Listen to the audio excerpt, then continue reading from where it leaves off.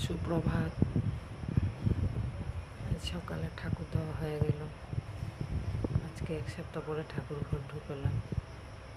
ঢুকেছি, কালকে সব ছাপা টুপা করে রেখেছি। অম্বুজির মধ্যে ঢুকিনি, পরে আর ঢুকতেই পারিনি।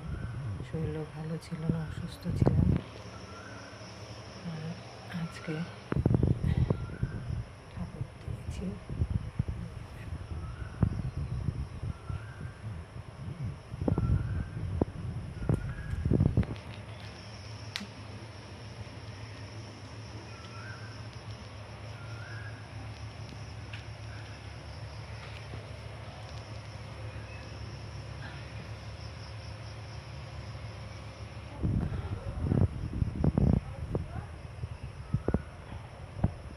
সুপ্রভাত। সবাই যেন আজকের দিনটা সবার যেন ভালো কাটুক, সবাই ভালো